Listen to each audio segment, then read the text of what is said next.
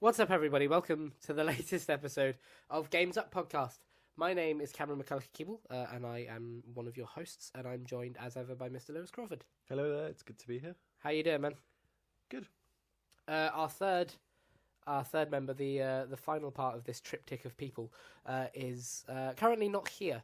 So, as we're pre-recording this because we're all off at university doing things, he can't be here, Lawrence, and so we are holding down the fort for the next few episodes. And because we're pre-recording this, we can't do the news, because obviously the news is in the future. Yeah. I reckon that we'll have a Borderlands announcement by now, and I think a game will be delayed at this point. Yeah. I reckon I know what it is, but I won't say anything. Oh. I have a prediction about that. Okay. But we're just going to get straight on with the topic of the week, which is, are betas a good thing? It's an interesting topic. I'll explain why. At the time we're recording this, I have just downloaded and played a couple of days of the Evolve beta, the Evolve big open beta on Xbox One.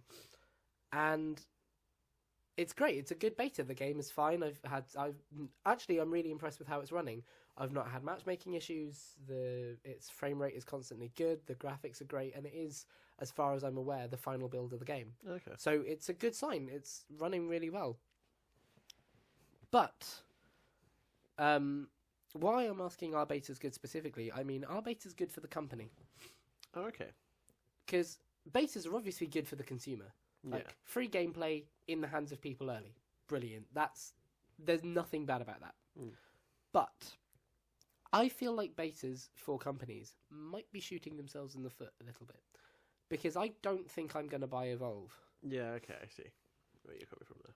Because I've played enough of it in the beta. Yeah. Now, there's 5 days of the Evolve beta. It's going from Thursday night, it started at 5 p.m, and it's going Thursday, Friday, Saturday, Sunday, and I think a bit of Monday. And so that's 5 straight days of the beta, might be 4.5. And I think I've got my fill of it. Yeah. Like, I've played around with the systems, I've used the different characters, I've seen the progression systems, I've seen the graphics, I've seen the way it runs, and it's good, but it's not so good that it's scratching an urge, or it's giving me an urge that needs to be scratched. That current multiplayer urge is being scratched by my intent to progress in Titanfall. Yeah. And so I wonder if the beta here is something that is actually going to damage the sales of the game a little bit by making, by giving people their fill of it early. I do see what you mean, and I've been involved with quite a lot of betas where I have sort of only just played for the period that it's been on beta. But they're mostly MMOs. I'm not sure about full games like this. What was the last beta you took part in? Well, I'm trying to think. Actually, I'm not sure I can remember. I've been in lots of them. Probably something like the Star Wars MMO. Oh, the old Yeah, that'll Republic? be it. Yeah, that'll be the one. See, at the time we're recording this, as well as the Evolve beta, there's the Halo 5 beta, and I feel like that's a different thing, because the Halo 5 beta is taking part very early in advance. It's roughly, we assume that Halo's come out around November, so it's roughly a year, a little bit less than a year away. And obviously that's to change the way the game runs and some of the settings of the game and the balancing of the game and so on and so forth. And I feel like that's a different thing, because people are going to get their fill early and then miss a year of that game, and they'll want to come back to it. Yeah. I can imagine that in a year I might think to myself, in like half a year, maybe a bit less than that even, I might think to myself, man, I could really play some Evolve. Yeah. I could really miss that Evolve. I do know what you mean, actually. I think there's a few betas that I played where that's been the case, where I haven't played it for a long time and then I've bought the game like a while after or something like that. So yeah, that could definitely be something does stab the companies in the foot in that way. Sorry. And obviously there's arguments to be made that betas also increase the amount of excitement that people have for a game, because you get... Publicise it all. Yeah, they get more publicised, and you get the lead up to it, and people get caught in the hype train for it. Yeah. And then you get the kind of the rug taking out from under the carpet, where you play it for a few days and you get used to the way of playing it, and then it's gone, and you want it back, and that makes sense. But I feel like with games like... I feel specifically like with games like Evolve, because I feel Destiny, obviously you've got the story, that had a big beta, and if people liked that game, they would want to go in and find out that there wasn't a story there. Yeah. There was, I'm only joking. Yeah. But for a single player or a more focused thing, I could understand it. But Evolve has a fairly repetitive concept. Now, it's a fun repetitive concept. It works for the game. But, I mean, it's the same kind of... I wonder whether it's not a bit too limited in its sort of... In some ways, like... You can kind of compare it very easily to games like Team Fortress or Nosgoth. You ever seen Nosgoth? I know what it is, but I can't bring it to mind, if that makes sense. It's like vampires versus vampire hunters. Same sort of thing as TF2, really, but with different classes. Yeah. So Evolve is very much in that kind of like type of game. Mm-hmm. But in some ways, like TF2 is a really way more versatile, you know, and in some ways Nosgoth is as well, because it's kind of like more this sort of deathmatch kind of environment. I'm not sure how I feel about Evolve, really. It looks really good, but in some ways I'm a bit sort of, is it enjoyable enough, you know? Is it like repeating it on? Aren't you just fighting the same monster over and over again? I know what you mean. Yeah. I mean, obviously, I think what's clever about Evolve is that the way the matches become variated, and the way... Variated? Is that a word? Varied. The way the game becomes varied and the variation that occurs in it is through the people you play with and the tactics they have and how well or unwell they play the game. I've played some matches where I've played fairly well as part of a team and we've taken the monster down. It's all been good fun. And then I've played matches where I've played terribly or a member of the team has played terribly. Yeah. And I can see that variety in there. And as they add more classes and add more maps, I think it will have enough to keep it going. I think they've talked about the evacuation single player kind of mode too late on. I think that should have been almost what they launched with. Yeah. And then said there's a regular deathmatch mode as well, because that's kind of more interesting. And they seem to have launched with the concept rather than the actual content of what people are going to play. Yeah, I see what you mean. But I don't know. I think it could have the variety to last. The only issue I can really see there is, like, as you say, if people do... If people don't find enough variety in it in the first few weeks, they could easily leave. And them leaving will lose more variety from more people and more variety from... It will be like a kind of vicious cycle that will force the game to tail off. So I think it's going to be about how they handle it in the first few weeks as to whether Evolve survives. Well, the first few weeks and the first few months. Yeah. But quite specifically for this beta, I wonder if... Because the beta is a stress test. Yeah. It's too close to release to be anything but. It might play with balancing with the weapons. They might balance the classes out. But... Other than that, nothing significant is going to change. What you're playing when you play the open beta is the game. And I feel like a 1-day stress test, or even a 2-day stress test, could have done this better.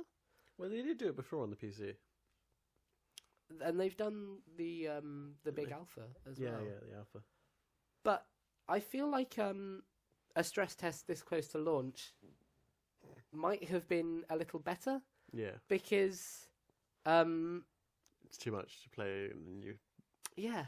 Yeah. If it had been there for a day and a bit... Like, if I played it up till now, I might have gone, I quite like that. But I know that I'm going to get back after recording these, and there's still going to be Evolve there for a little bit. I think the trouble is with these kind of like long betas like this is that you do end up playing it for such a...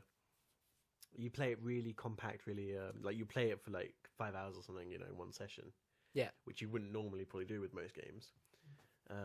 Well, I don't know, but then when it comes to then you sort of end the beta and it tails off and you're just like every time you think about that game again, you're going to think, oh, I already played 20 hours of it. I'm not really particularly sort of needing to play it, wanting to play it. It's oversaturation. Yeah. You've had so much of it in such a short period of time that when you think about the game, you think about that kind of over-encumbered feel of, I've already played this. Yeah. I don't know. I think we're going to see more and more and more betas as more games require online testing, especially with the fuck-ups we've had over the past half a year, maybe a little more than half a year. And SimCity, which is a year before that. But oh yeah, sorry, it was a bit disastrous. That was terrible. I feel like we're going to see more and more betas as more and more things require that kind of functionality, and I wonder whether that will have negative effects on certain games. I think for certain games it will do good things, and I think for certain games it could do bad things. Yeah. So I think the sort of concluding thoughts on this has to be, as it always is, it depends. Yeah, it depends. It depends. The answer to every question. Exactly. Do you have an indie game of the week? I do. Would you like to tell us about it? So an indie game I've been playing a lot of is a game called Speedrunners. Aha. Let's hope I don't get this wrong around. Yep. It's produced by Tiny Build and developed. Wow, you're lagging your computer out. Who did we find out it was developed by? It's Double Dutch, I want to say. That sounds right. Yes, it's on Steam, obviously. It's on Steam. It's a very fun, very addicting game where you are. It's essentially a multiplayer platformer. Published by Tiny Build, developed by Double Dutch Games. Thank you. Cool. It's a multiplayer platformer where you are trying to outrace your opponents. There's multiple different power-ups that can do different things, like swap places with an opponent, which is the most infuriating thing in the world. Yeah. And numerous types of explosions and things like that you can do. And obstacles, and you essentially navigate through a kind of complex environment trying to stay ahead of everyone else. And essentially knock the other ones out of the screen, because everyone gets a shared screen in the game. Right. That's sort of based upon where all the characters are at the same time. Okay. And if you aren't in the... once the first person falls off the screen, there becomes like a red rim around the edge of the screen that gets smaller and smaller and smaller. Oh, right, okay. Until essentially you end up with a point where... Smash Brothers style? Where they get tracked as they fall off the screen? Yeah. But not like smaller and smaller. It doesn't really track you as much. It just sort of... You get lost. Right, oh, okay. So it's sort of like... the person in front sort of keeps the camera with them. Mostly the person in the front will keep the camera with them. Sorry, that's very unprofessional of me. And that will... You'll just end up being, left behind if you're not close enough to the front, you see. Mm-hmm. And it's really addicting, actually, because I'm not very good at it, to be honest, but I'm still better than a lot of people at it when I play these online games. You get, like, the pros, you can tell. And it's very fun. And there's, like, this nice little progression system. Nice. Lots of different characters, there's 8 characters, but there's lots of different environments to do this in. It's very enjoyable. Now it's on. It's early access. Yes. Which I'm sure we're going to talk about at some point on the show. It's early access, but the features it has currently are single player, multiplayer, co-op and local co-op, Steam achievements, stats, controller support, and trading cards. The controller support's really good. Oh, is it? Yeah. Is it a good mapping? Yeah, very good. Okay. But this is early access, so that is open to change as far as I'm aware. It costs £7. Wow, I didn't know that. Unless you want the 4-pack, in which case it costs £23. See, I got it for free, so... Thank you very much, Tiny Build at EGX. Yeah. Got given it by them, which is... I'm going to try and get Cameron to play it. Yeah, it looks fun. It is lots of fun. It looks really fun. It looks really good. I like the concept of it, that it's sort of a... It doesn't sound like a racing game as you'd expect it to. No. It sounds like side-scrolling battle mode from Mario Kart, if that makes sense. Okay. kind of, if that makes sense. It's not a perfect description of it, but it looks fun, and the art style's quite nice. It's not your regular 8-bit kind of art style. Yeah. It looks like what I imagine an 8-bit cartoon would. Yeah, yeah, and it's in this sort of weird fantasy world. Yeah, yeah. It's it looks fun. Yeah. So that was that. Yeah. Is that all? You got anything else to say about it? No. Cool. All right then. Well, I think that has been another slightly shorter, but another nonetheless episode of Games Up podcast. Marvelous. Thank you very much for joining us. Thank you, Lewis. Thank you. It's been as much fun as ever. Yep. Well, yeah. Not much. Not better than ever. Not good. Just as much fun. And I've been Cameron. Thanks very much for joining us. And until next time, next week, next whenever, the game's up.